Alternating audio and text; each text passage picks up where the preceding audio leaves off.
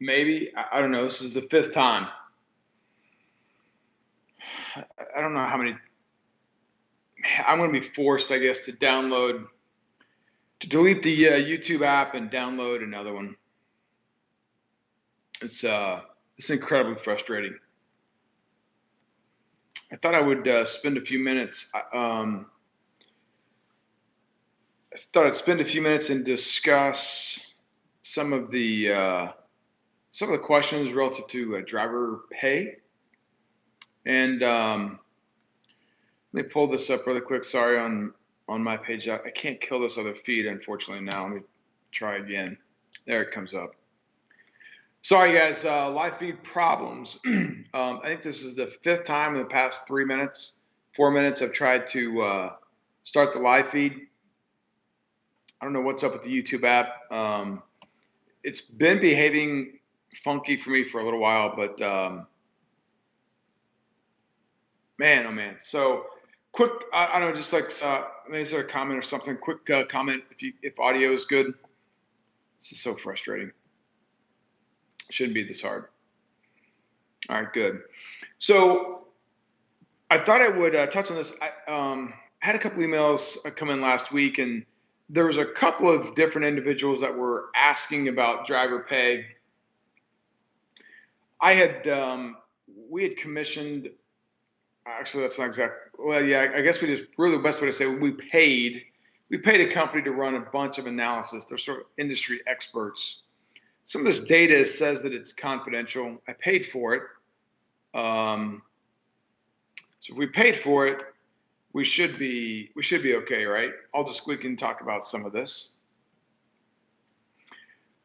But it seems to be a hot topic, so let's just let me pull up some of this data. A couple of interesting things about this. I'll start off with the average age of the drivers in our industry. Hey, Barb, how are you?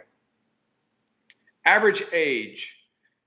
The most current data that they had was 2016 into 2017. So we've got about just a touch over 4% of the drivers are in the 20 to 24 age bracket. Almost 15% of the drivers are 25 to 34 years old. 24% are in the 35 to 44 range. The highest percentage of drivers relative to the age bracket comes in at just over 30%. And that's the 45 to 54 year old age bracket. 20% are in the 55 to 64 year old bracket, and there's still 6%, just a touch over 6%, that are above 65 years old. Run all those numbers, and what it spits out is the average age of a truck driver in 2016, early 2017, 52 years old. And that data obviously is a little concerning from sort of the industry analysis perspective, because you've only got 4% that are in their early 20s, right? From 25 to 34, you've got under 15%. So what that tells us is probably what a lot of us know, which is there's not a lot of younger individuals making this their career, right? Furthermore, you could actually go so far as to say there's not a high percentage of those under 34 that are making this their job, right? Their job. There's sort of those two different attitudes, right? One is those individuals looking for a career. The others are looking for just a job. And so I thought I would share that. I thought that was somewhat interesting. Let me see. I should have bookmarked this. Another point of interest that I get this question often is, as far as how are drivers paid, how should they be paid? And in my opinion, look, driver pay, there's a lot of different companies that offer a lot of different types of pay structure. If you are a company driver versus you're an owner operator, you're going to run completely different, or you should probably be running completely different. If you're a company driver, you're probably going to be looking for more miles, right? That's probably that's the philosophy that you want to be looking at, especially if you're a company driver that's paid by the mile. Right? If you're paid by the mile, you're going to be looking for as many miles as you can get, right? If you're paid on a percentage, it's a slightly different game. If you're a lease operator, owner operator, most of those individuals are paid by a percentage, and they are not looking to just run crazy hard. They're looking to pick and choose, get into the right lanes, do all the homework, and take those shorter runs that typically pay more. Understand this, right? The best way to make a living in this industry is not to move that truck a mile, but yet somehow find a way to get paid for it, right? Unfortunately, our industry requires us to start shifting gears and make some miles. But I thought I would share this, and this is kind of a little bit of transparency for pay and schedules and things of that nature. So this is looking at the industry as a whole, all trucks, right? Private fleets companies, owner ops, lease ops, company drivers, you name it, right? 50, actually, we'll start down the low end. 5% are paid by the load, right? Paid by the load. 11% are paid via kind of some combination of hourly and mileage, right? Combining those two in some form of a compensation package, right? So combining those two represents about 11%. A component pay is about 18%. Mileage, so that leaves us with the last two, which is going to be hourly and mileage. About 30% are paid cents per mile, right? And 37% are paid hourly. And so if I were guessing, if I were a betting man, I would not have bet that hourly would have been the largest percentage. I would have bet that cents per mile would have been. But I thought that was sort of interesting data. Let's talk about, let's kind of break this down into regions of the country. Let's see. So this is going to be median W-2 pay, right? So median means average, and we're talking W-2, right? So we're not talking contractors, right? So specifically W-2. If you live out on the West Coast, right? Let's see. Why is my cabinet open? What cabinet? There's no cabinet that's open. I don't have a cabinet open. Somebody just text me, why is my cabinet open? I don't have an open cabinet. Is that what you see? That's a chair. I don't know what cabinet. I have a cabinet? I don't have a cabinet that's open. All right, West Coast. Let's see, just under 53,000. West, 49,000. If you live in the South, median W-2 is about 51.5 roughly. Southeast, just a touch lower, 50,982. So basically 51,000. Northeast pays just a touch over 56,000, and the Midwest. Midwest actually comes in relatively strong, predicated on these numbers. At almost 54,000. That is for 4 higher fleets, okay? If you want to look at private fleets, those numbers are drastically different, okay? If we're looking at private fleets on the West Coast, almost 73,500.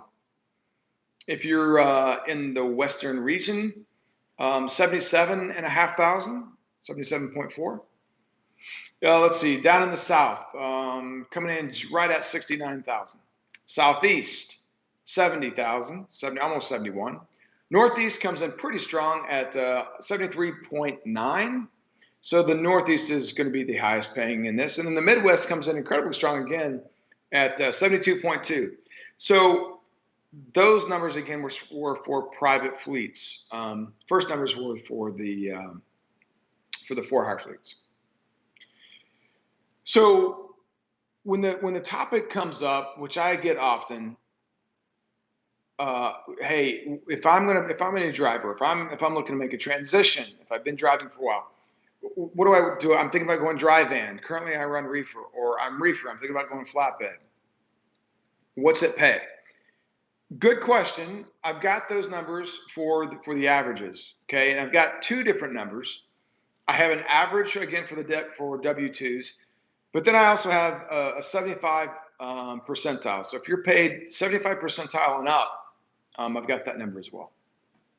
What's interesting though is I think a lot of individuals, the first thing they want to look at is I want to make that transition from from one box to another. Again, reefer, flatbed, whatever it is.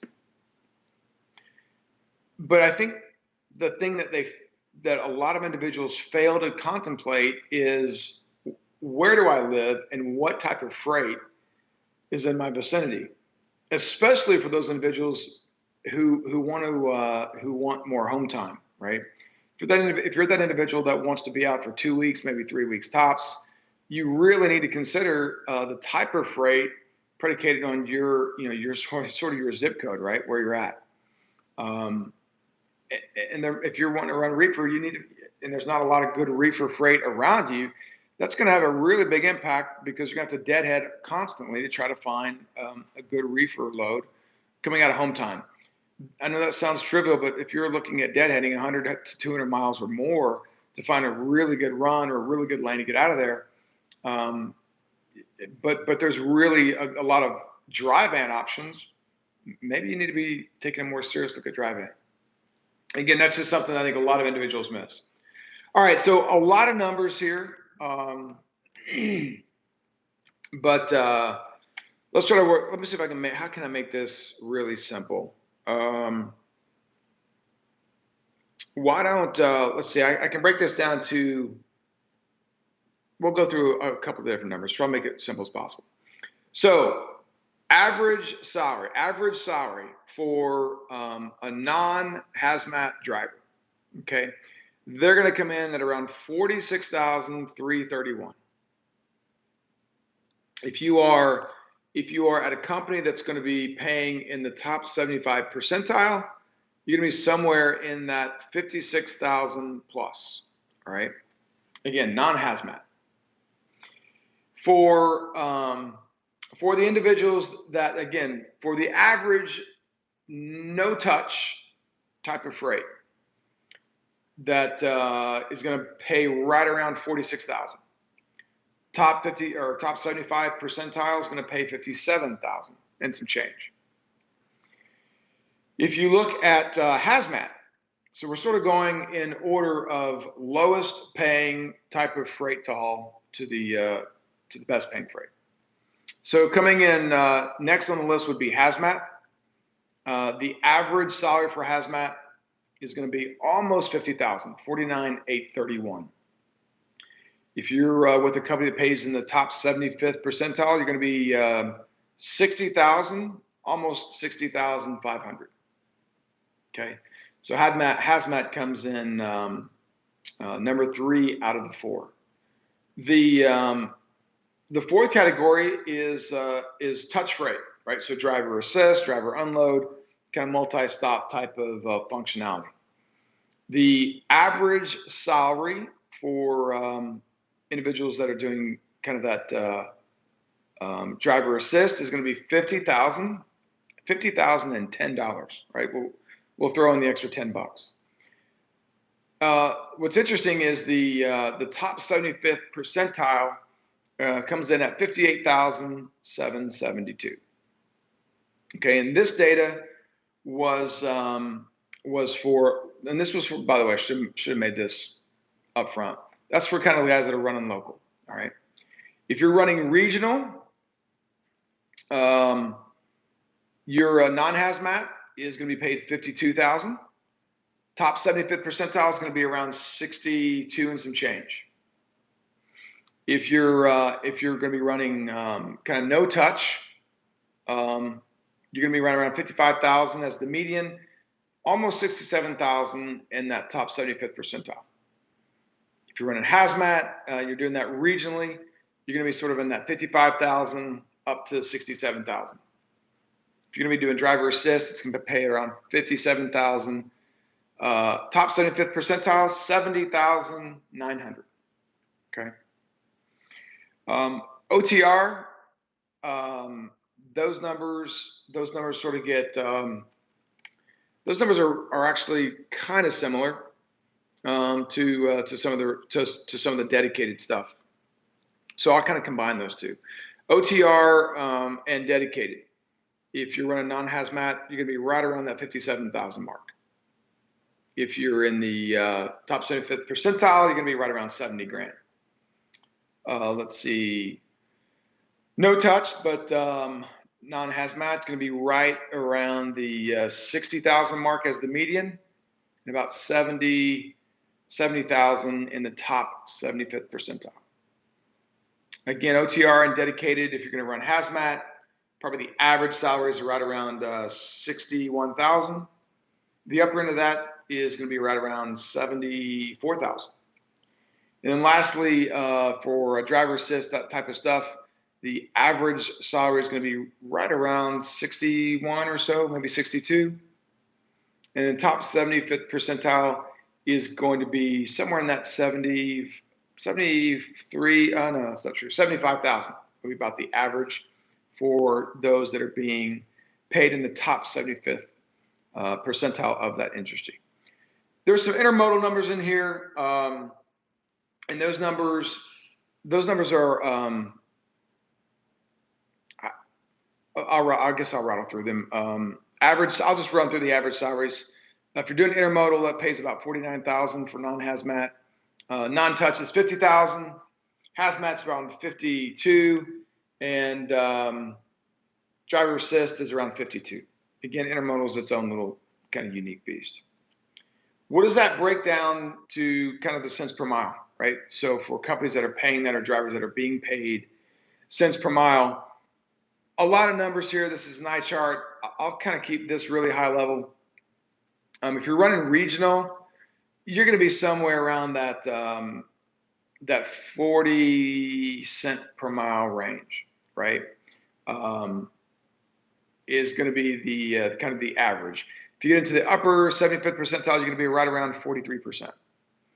OTR probably is somewhere in that 44 percentile, 44 cents a mile. Dedicated, a little bit less. It's going to be right around 40 to 41 cents. Intermodal is sort of hanging around that 40 cents a mile as well. So for those that are curious, like, you know, hey, what's the pay? What does it look like, right? These are some really, really broad averages, again, encompassing all those individuals that are paid on W-2, where you can find that company and get your foot in the door. For those that are looking to be paid, or find those companies that pay in that top 75th percentile, then that gives you kind of some of those numbers. If you are looking to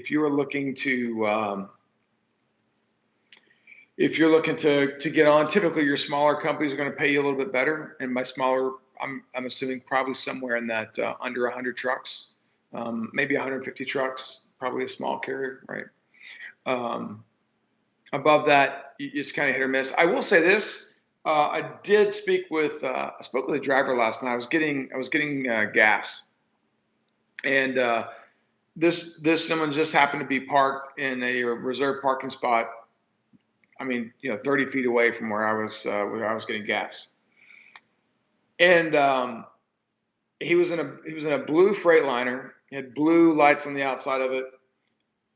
I mean, he had just left Danny's, he said, and it looked like it. I mean, tires were armor-all. I mean, the chrome on that thing was just shining. It was beautiful. It was a beautiful truck.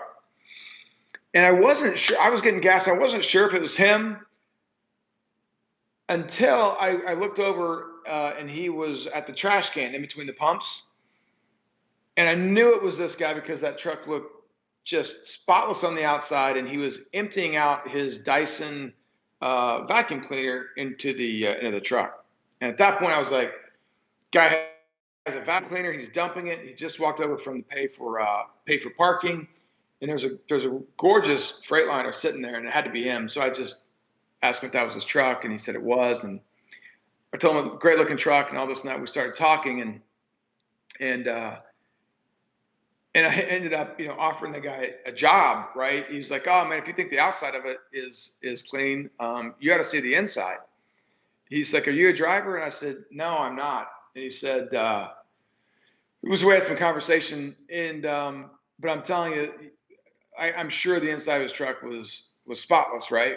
And guy's been driving, gosh, for like 30 some odd years, veteran as well. Unfortunately, he's really happy with the company that he was at, and they were I think he said they had about 800 trucks. What was interesting in the conversation with that guy was he had mentioned he has 42 drivers in his phone that they have hired in the past quarter, and he works to mentor all those younger drivers that are coming in. And I thought that was really good. You could tell that the guy genuinely loved this industry, by the way that he spoke about it. Um, he had mentioned that he was an owner operator, and he contemplated retirement, but he said, "I just love it." He's like, I can't think what else I would do, and I would be bored if I retired. But again, I think that guy was in his mid 50s, right? So he fits that average profile that we're seeing in the marketplace right now. So I don't know. There's some data for you guys. I don't know if that's useful or not. I've had a few questions last week or the week before as well, or I got some emails asking about driver pay. So I thought it would might be beneficial to give you guys what some of the real averages are. Now, again, understand this data is for 2016 and portions of 2017. The most current data was for end of 2Q in 2017. I had got this report sometime in November, so that was kind of the most current data. Daniel, what's going on? To try to answer a few questions. Light Bright, how's it going? Food Mooch, Barb SoCal says I'm up. Well, it's not too late. It's 11:30. Well, how's our, yeah, little dog? You were the one that texted me. I was like, I don't have a cabinet that's open.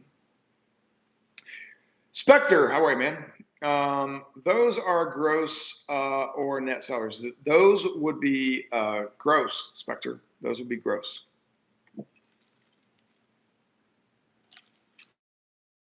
Charity, how can I become a driver? Well, let's see. Go get your CDL, right? Just Google CDL. A million places that you can do that. But be a little cautious. If your question is sincere, be a little cautious because some of these companies want to charge you a ton of money.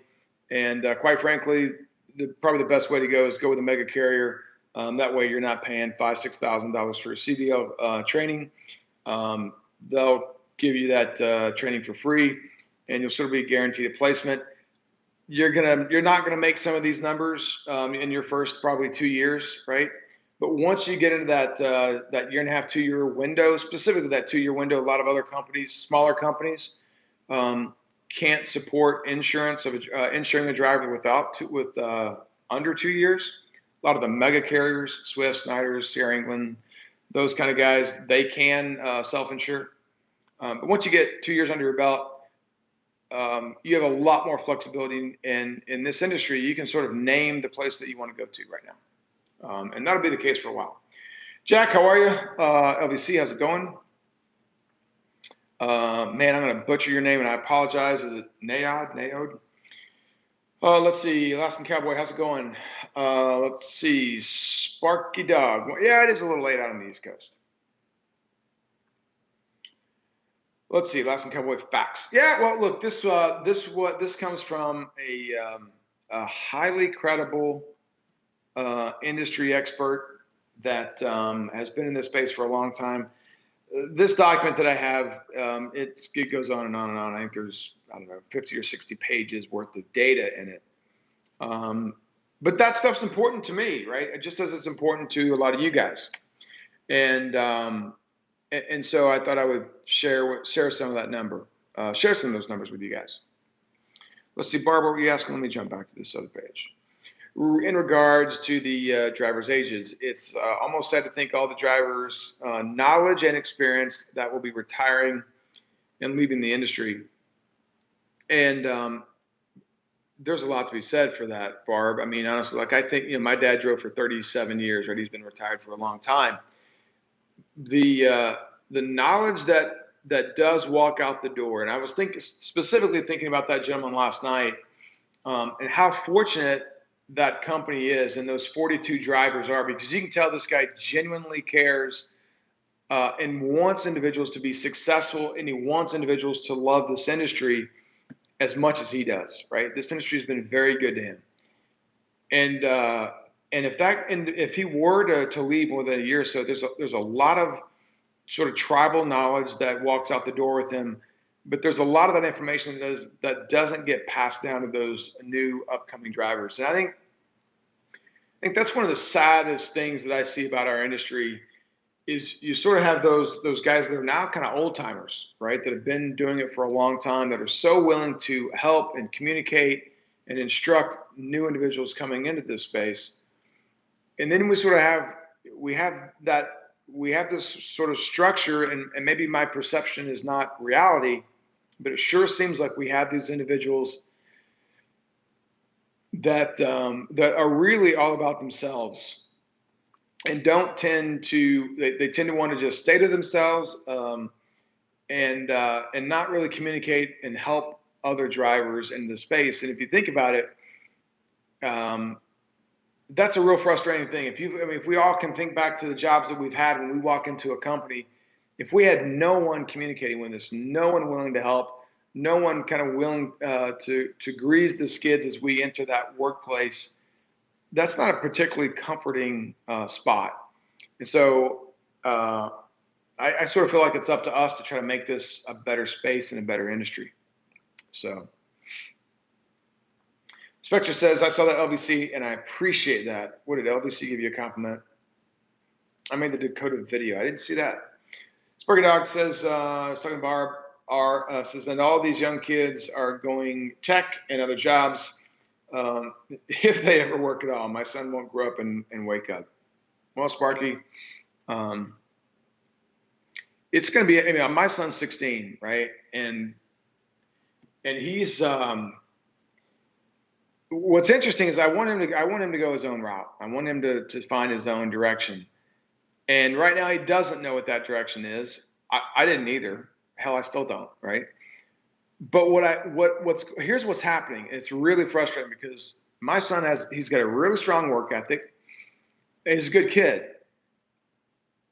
But he's saying, oh, I'm going to go get a business degree. I have no problem. I got no problem with that, right? I think business is a good degree to go get. But what I really want to know is, where is his mind at, right? What's he thinking? And I know what he's thinking. He's thinking, well, I'll just go work at one of Dad's companies. Okay, well, if that's going to be the case, then he'll start at the very bottom, right? And he'll be at the bottom for a while, because that's the best place to learn. But really, really what I want is I want him to go out and do what he wants to do, that he's passionate about. I don't want him just to get into business and then go work just because that's the easy thing to do, right? And I think that's the easy thing to do because he's not confident with what he wants. And I speak often about that, whether it's our industry or any other industry, right? There's a big difference between confidence and competence, right? And there's just there's a big difference there. Highway Surfer Dave, what's funny is up until here, just the past maybe a month or two, what he was contemplating was doing med school and possibly going to med school via an ROTC. And now that sort of seems to change. We'll see, right? I mean, he's 16 years old, right? I mean, he changes his mind as often as he changes his underwear. So we'll see. Good news is he doesn't have to make those decisions right now. Let's see, 40K in department at 22, 23 years old, starting pay 1 maybe. Sparky Dog, I have no clue what you're saying there, man. I apologize. Thomas Wilson says, hey, Scott, trailer trucking in South Carolina, waving my hand at you. Very good, man. Very good. Be safe. Oh, Ryan's in the house. How's it going, man? Let's see. It doesn't matter who makes the most. It matters what a driver gets paid. What they're worth. Driving is one of those industries where the employee sacrifices the most, compensate the drivers for it. You know, look, if you look at some of the recent data that's came out, I saw some data today. It actually was on DAT.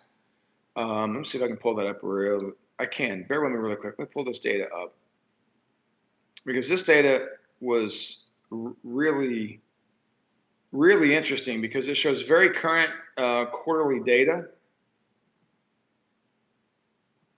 And for the first time, I'm seeing the numbers be really, really strong. I wish I could show you. I need to just buy the software. I can show my screen. But here's what's interesting: is revenue is sort of trending upwards, but it's not really spiking. Right? Revenue is just sort of doing that. But what's happening is the profit is literally just going straight up. I mean, straight up. However, this is not profitability. This is not profitability for carriers. This was profitability for the brokers. In fact, the article states profits soared off the chart for freight brokers in the second quarter. This finished up in June, of course. On a per employee basis, profits skyrocketed 20x, 20 times higher than Q2 2017. If you are a lease operator or you are an owner operator, that is something that you should be considering on every load that you book. Q2 this year, profits for brokers are up 20 times what they were last year in Q2. And let's not forget, last year Q2 was really strong for transportation year over year between 2016. So revenues are sort of flattening, and what that tells you is these guys are getting a lot of efficiency out of their employees, right? So for however many brokers that they have, these guys are pushing a lot of freight, which is why their revenues are trending just slightly upwards, but their profit is going off the charts. Let's see. It goes on to say that revenue per employee grew 25%, even though the average headcount increased 35%. Let's say, lastly, it says that the profits per load jumped 19% on 27% more revenue. I mean, that's just really, really strong. Think about that. The profit is growing 19% on a 27% increase in the revenues. That's really good. It's good to be a broker right now. It also, and just to finish this out, it says that they moved 38% more freight in Q2 compared to Q2 of 2018 compared to Q2 of 2017. So really strong, really, really strong numbers. Again, if you're a lease operator or an owner operator, you need to think about that every time you get on the phone with a broker.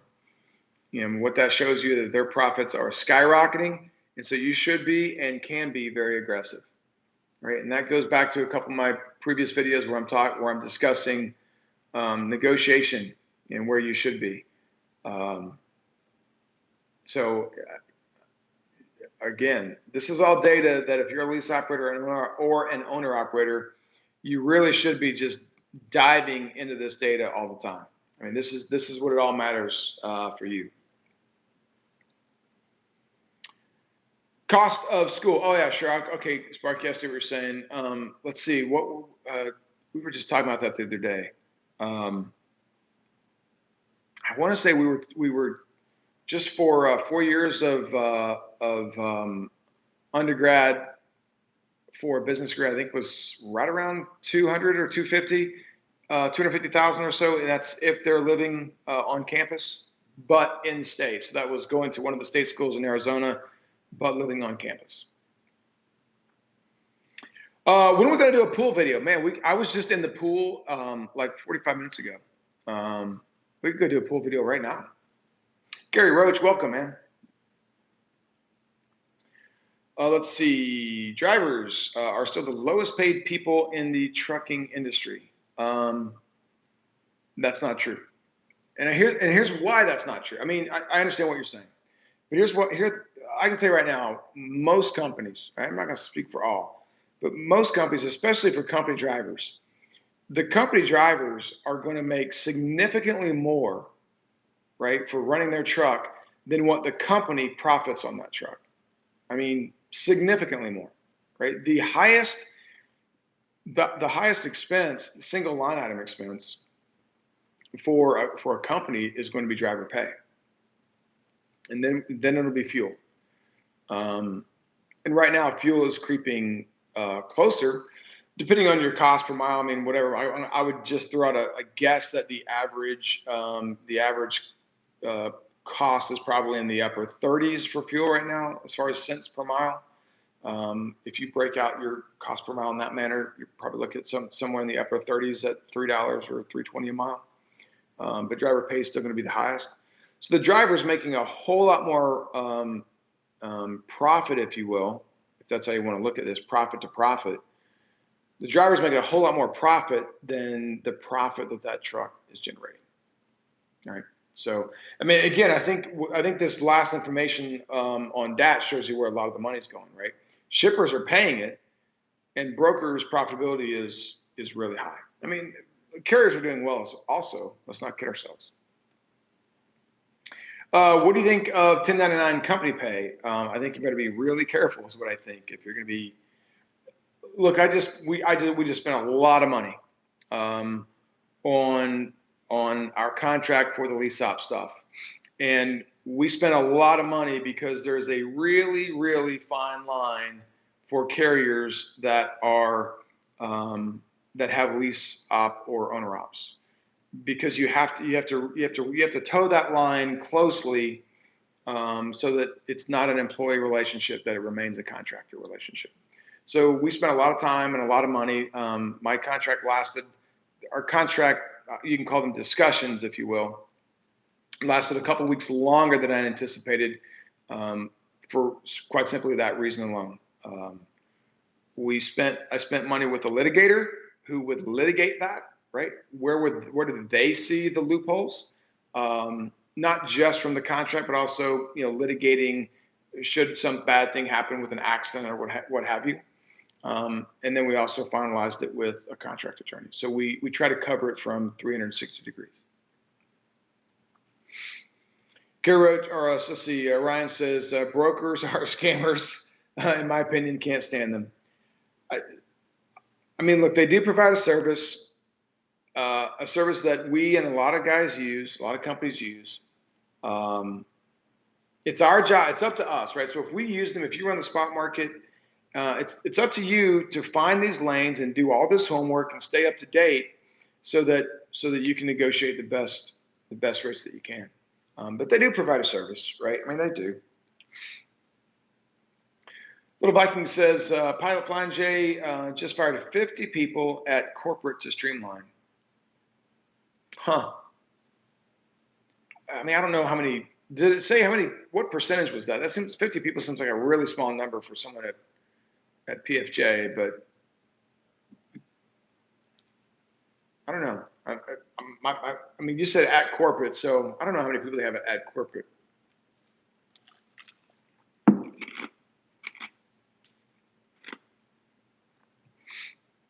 Highway Server Day says we've got to unite to get drivers' rates up.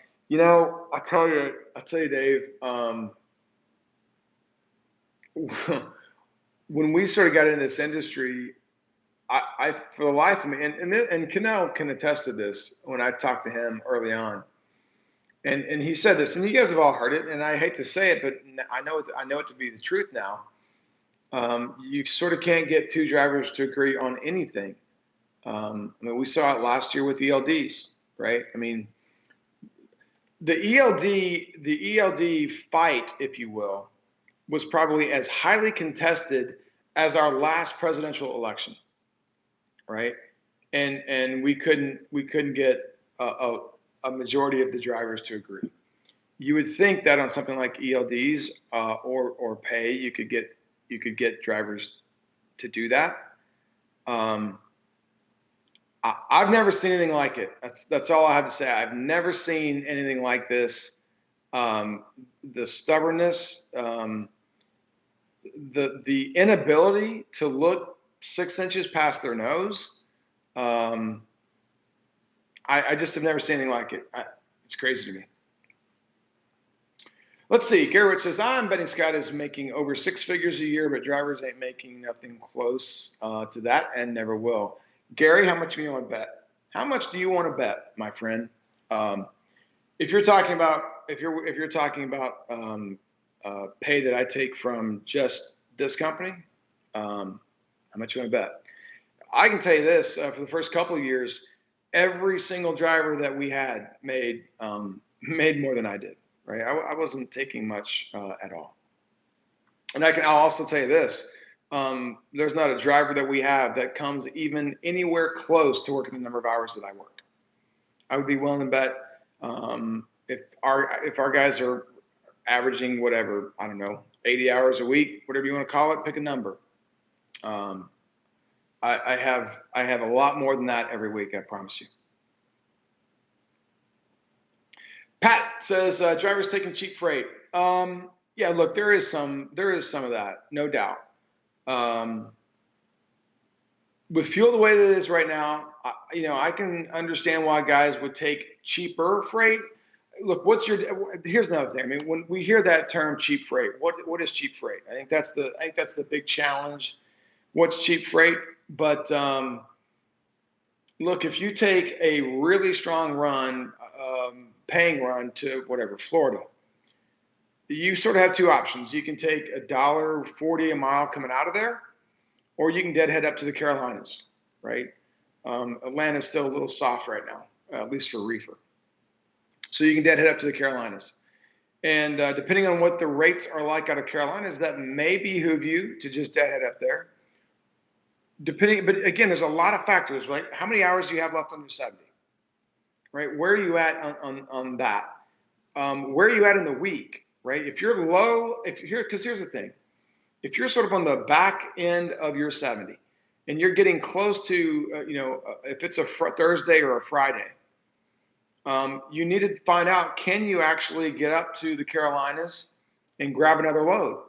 If you're not going to get there until Saturday or something like that, you're going to have a lot less loads to choose from. So it might very well behoove you to take, why wouldn't you take the $1.40 a mile? Right? You're going to sit on it until Monday anyways. Well, guess what? You're going to be sitting until Monday anyways, whether you deadhead up there. So you might as well at least make the $1.40 a mile going up. If it's Wednesday, right, and you're sort of in the middle of your 70 and you're like, hey, I can deadhead up there. I don't have to worry about the load time or the unload time. I can get up there. I can grab a run, and maybe I can grab a run that's going to get me 600-800 miles into another hot spot. Then it might make sense. I'm just here to tell you that the vast majority of drivers that I talk to, they don't think that way, right? I am not taking cheap freight, screw that. Well, but there's times when you should, and there's times when you shouldn't, right? But if I'm going to be sitting, I might as well go ahead and grab a load and let them pay for my fuel up there.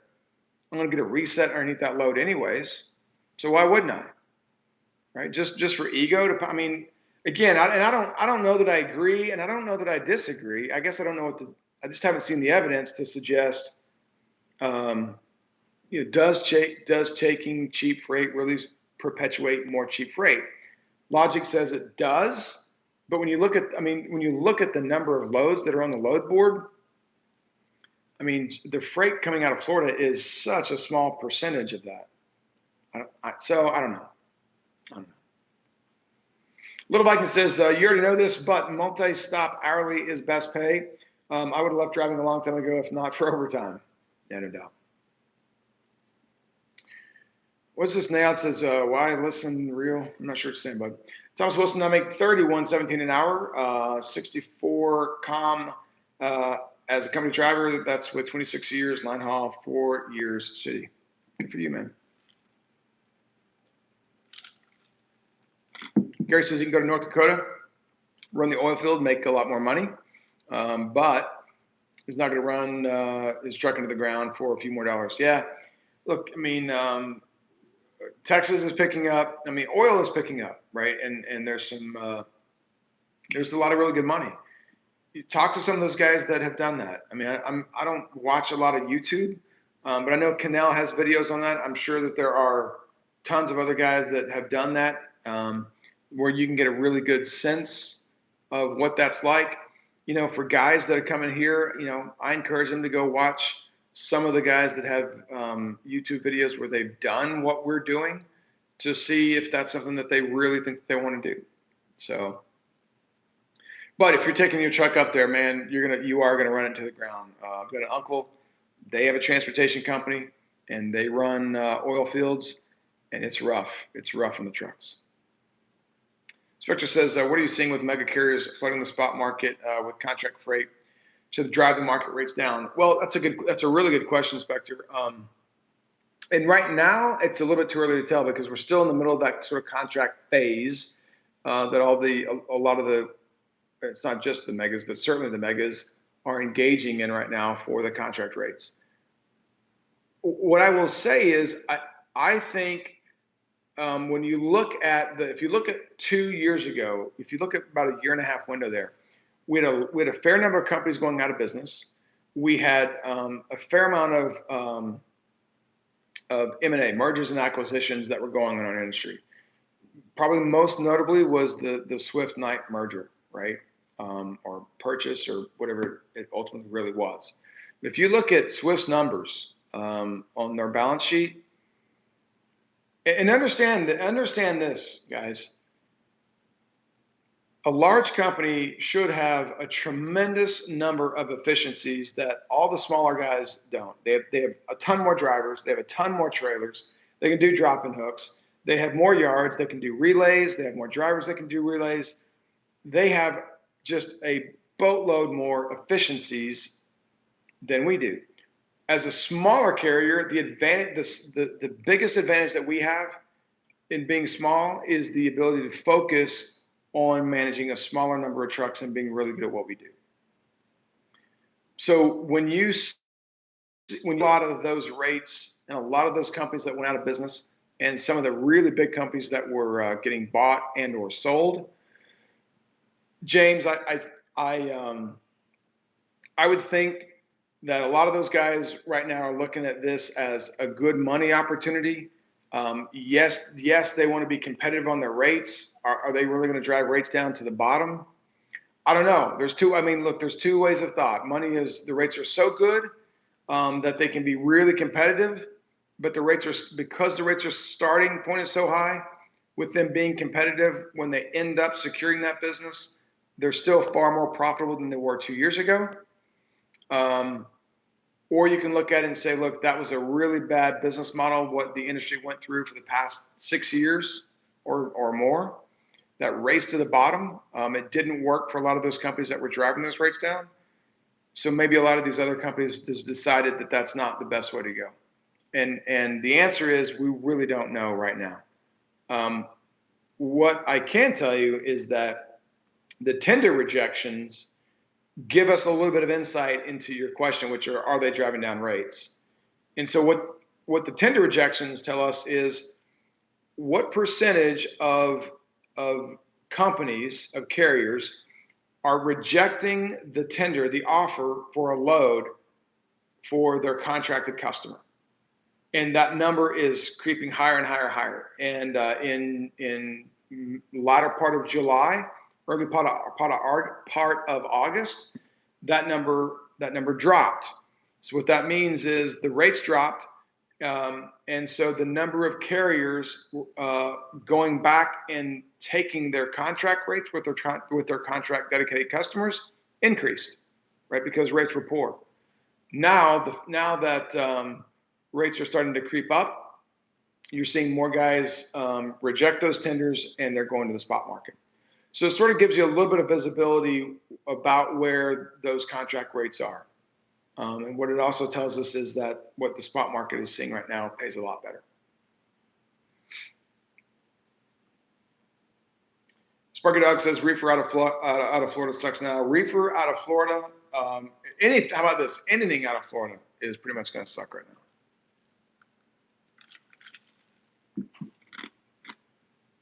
Thomas Wilson asks or says there are many union drivers such as UPS, YRC, ABF making over 100K a year. Yeah, it's like we'll take Walmart or any of those bigger companies, right? Really good opportunities, great benefits, good companies, really good pay, a whole 9 yards. But you sort of have to be on point with your game to get hired on there, right?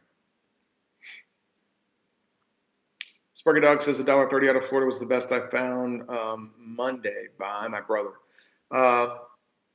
What is today? I don't know. Today's Tuesday. That doesn't surprise me. I mean, I was glancing, was about a week ago, probably the middle of last week, and I was seeing anywhere from the $1.25s up to maybe the $1.50, $1.55. So it's not great.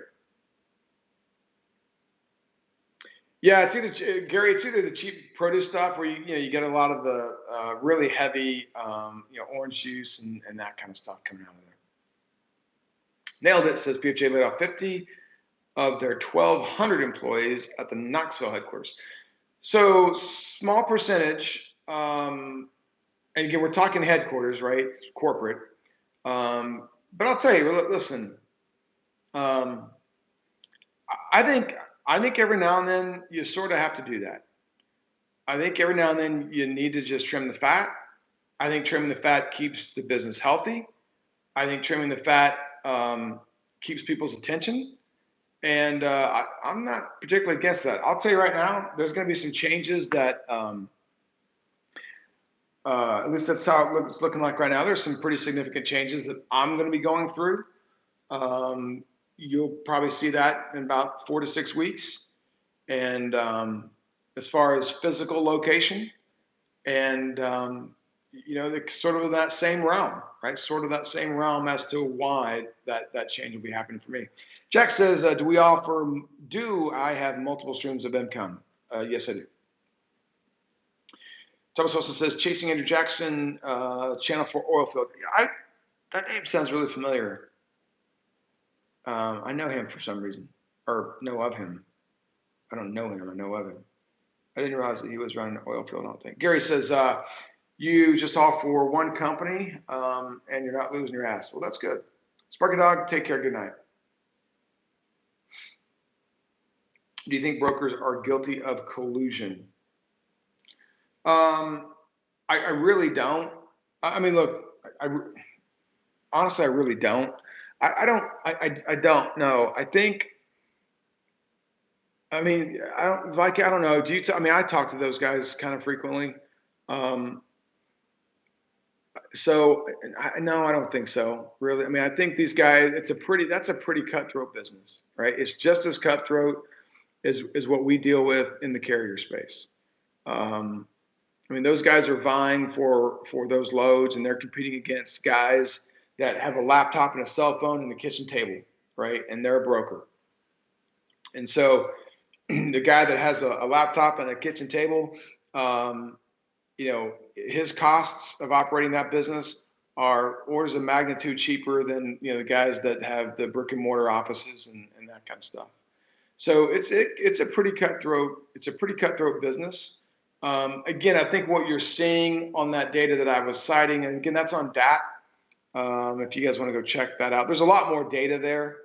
Where was that under? That was under the, I think that was under the, gosh, my nose is itching. I think that was under the industry trends tab. This was the free stuff, right? This you don't have to pay for, so you can go check it out. But no, I don't think so. I think it's a really competitive marketplace. And again, right? I mean, if you talk to a lot of those guys are young guys. If you're looking at the owners of brokerages, I just think it's such a competitive marketplace. No, I think what you're seeing is the past year, these guys got killed. For those brokers that had a lot of contract freight and played a little bit on the spot market, they got killed, right? Because they were committed to these really low rates. And then last year rates really spiked. I think what you saw was in August of last year, these guys were in flux. A lot of brokers and a lot of shippers did not partner until like Q3 last year, because brokers were so scared to commit to contract rates. They wanted to try to get a sense of what was going to go on. Shippers obviously wanted to pay less. So a lot of changes. And I think what you're seeing now are brokers have reacted in the past 6 or 8 months, and they're starting to hedge their bets correctly, which means their profitability is going way up.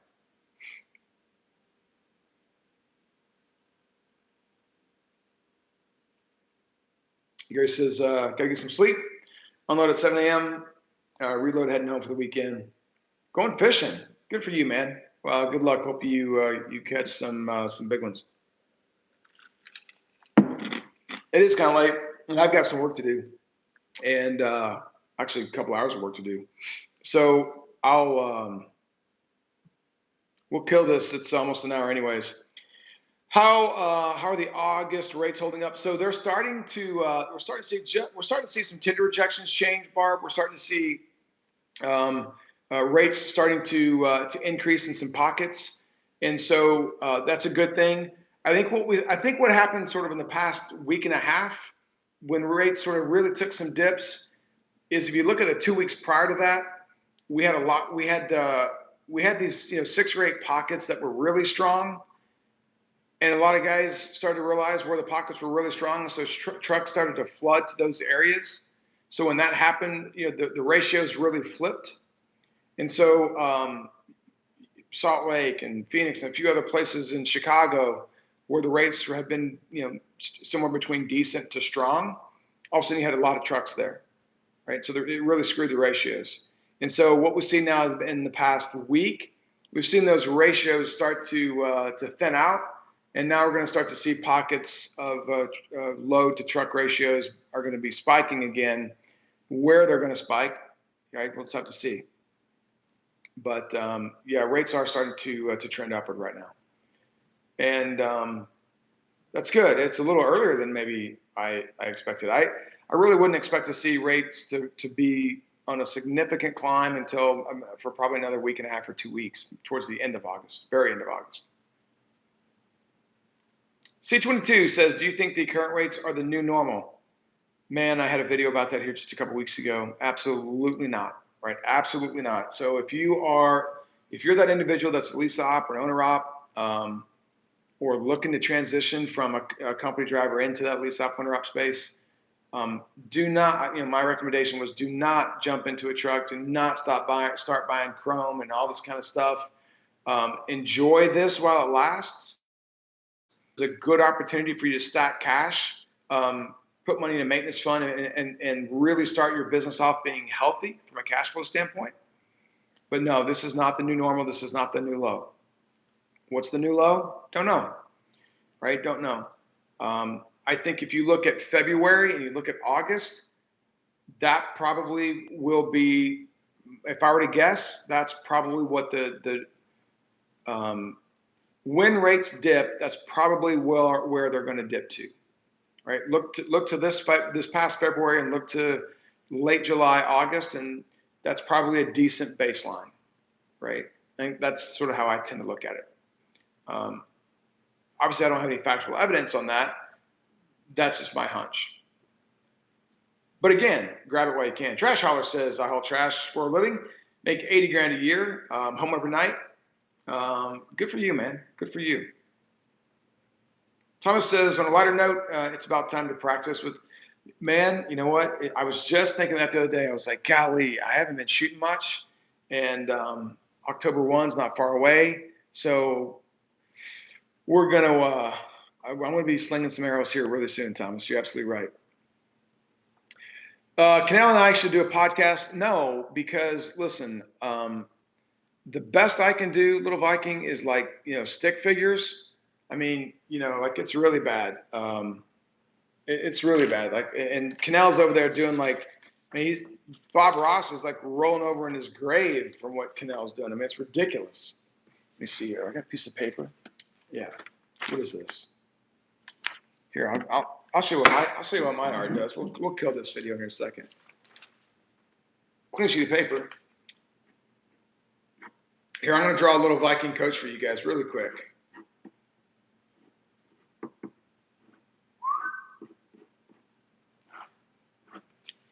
Hang on, almost done.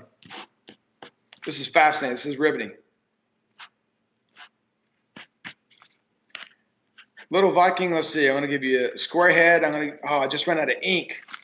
That's the best I got for you right there, little Viking. That's what you got going on, right? I was trying to get the beard. I ran out of ink.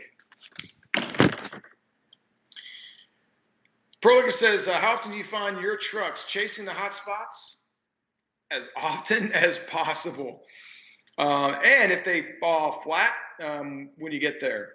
So how often do we chase the hot spots, and then by the time we get there, man, we made a really bad decision? We're guilty of that. I mean, we're not immune to that. I think we try really, really hard to be assessing a lot of this data to minimize when that happens, but it happens. I mean, it happens. It just happens to everybody. It happens to me when I was dispatching. It's going to happen, and so the best you can do is just you don't even have time to lick your wounds, right? All you can do is take a big step back, find where the closest place to either deadhead down to or out of. If you're out west, a lot of times that's not the best option. Sometimes you just got to take it on the chin. Try to take yourself on a short hop or maybe 2 short hops, and get to a better spot. So it happens, unfortunately. Just got back to Texas, and it fell flat on you. Yeah, I mean, look, it just does. I mean, it just does, right? I will say this. I think there's a lot of value. We use truck stops, load board, and we use DAT. I like both of them I actually prefer truck stops for the ease of functionality for me, like posting trucks and the load board process. But I prefer that because I've just got more experience with it. But there is really no comparison, in my opinion, to the data that DAT provides. To me, it's just off the charts. Tremendous amount more data on DAT, so you can kind of prepare yourself and prevent some of that. But the other piece of that too, Prolicker, is, if you're moving multiple trucks, you tend to just have you tend to have your finger on the pulse of when things are starting to get a little sketchy. And so that's easier. Like if I were to jump in right now, I haven't looked at a load board in probably 4 or 5 days. I'm not going to be nearly as in tune with what's going on as Wilbur is.